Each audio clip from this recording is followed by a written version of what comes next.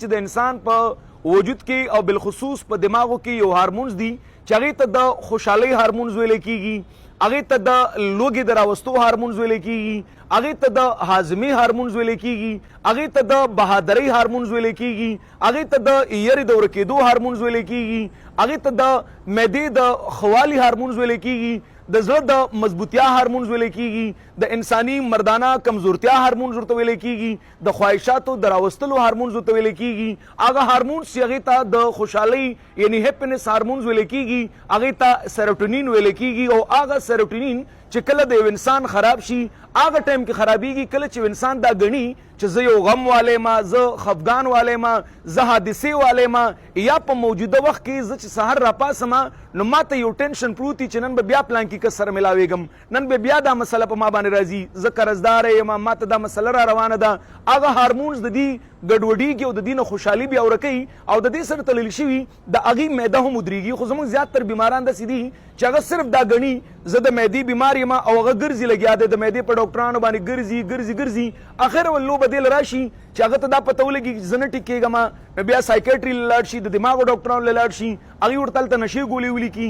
د هغې نه بعد چې کله ستړي شي نو هغه بیا په مولیانو باندې هم ګرځي، په دمګرو باندې هم ګرځي، هغه په هومیوپیتھک ډاکټرز باندې هم ګرځي، هغه په حکیمانو باندې هم ګرځي. خو دلته هغې ته یو ایکسپرټ کس نه دی میلاو او بیا داسې بیمارانو ته دغه ذهن نه دی میلاو چې هغه بیمار دا ایکسپټ کړي چې ما ته په کلونو دوايانې لیکلي شوي دي چې په کلونو باندې جاري دوايانې به استعمالوي، خو ما ته یو ډاکټر دلته دا خبره کوي چې ته زما علاج 3 میاشتې وکړه، زما په علاج کې په پیلني 15 ورځو کې خپلې جاري دوايانې مه پرېږده، لږ انتظار ورته وکړه، انشاءالله ته ګوره ستا به د معدې مسله اواریږي. څنګه چې ته د معدې خبره کوې چې زما معده خرابه ده، زه چې خوراک وکړم په ما باندې بوج کېږي، زما ګیز جوړېږي، ما له اډرکي ډېر زیات راځي، زه چې خوراک وکړم په ما باندې خېټه ډېره زیاته پړسېږي او دغه خبرې پرېږده، زه چې خوراک وکړم په ما یو عجیبه غونته کې یره راځي، زه یم دغه د زه لاړه مړ شوم. کوم ته چې پینک اټیک ویلی کېږي زیاتر بیماران چې اکثر موږ له راشي وایي په ما باندې یوه یره راځي، د مرګ یره راځي، دې ته پینک اټیک ویلی کېږي. او داسې بیماران چې اکثر دا خبره کوي په ما باندې یره راځي،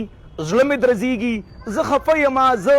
ناراسته یم، د زړه زور مې نشته دی، په دماغو مې بوج وي، ګڼه کې تنګېږم، بند ځای کې تنګېږم،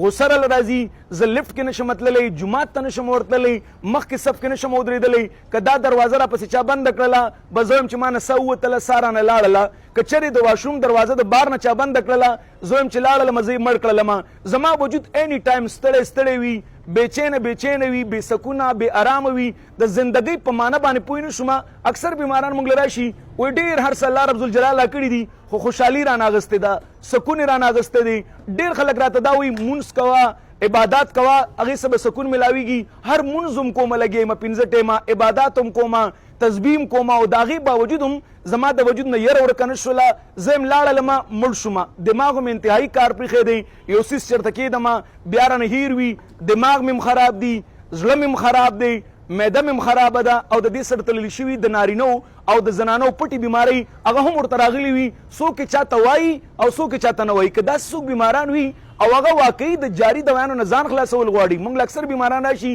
وایي د کور نه چې راوځم د پیسو بټو پرېښودی شم، خو زه خپل اسیټیلوپرام یا الپرازولام یا پیراکزیټین، فلاکزیټین یا د دې سره تړلي شوي نور داسې میډیسن چې هغه زه نشم پرېښودلی، هغې ته زما دا پیغام دی که تاسو غواړئ چې خپل ځان واقعي ټیکو نو دا د منډې کار هم نه دی. زه اکثر خلکو ته وایم چېرې اکثر د هومیوپیتي په باره کې دا ویلی کېږي دا سلو دی، هومیوپیتي سلو نه ده، تاسو په دومره دنیا ګرځېدلي یې چې کله د هومیوپیتي نمبر راځي نو په ځان هم د لادو بادو ویستی وي، امیون سیسټم هم بالکل کار پرېښی وي، در باندې دوایان هم بیا کار نه کوي. نو زه ټولو ته دا ویل غواړم که څوک وایي چې زه دا مسلې اواروم، زه دا نه یم چې چا سره به علاج نه وي به، خو په هومیوپیتي کې په فرسټ ټایم باندې موږ د داسې بیمارانو دپاره د معدې د علاج سره د هغې د دماغو د خوشحالۍ د هارمونز د بوسټ کولو دپاره د ټولو نه فرسټ موږ د هغې سایکوتھراپي کوو. دلته موږ داسې میډیسن تیار کړي دي چې په هسپتال کې دننه هغې ته موږ ورکوو او 15 منټه د هغې چې کومه سایکوتھراپي کېږي د هغې نه بعد چې هغه کله زموږ د هسپتال نه وځي هغه دا ګڼي زه 70% الحمدلله روغ یم. که داسې څوک وي چې هغه دا وایي زه ځان ټیکول غواړم،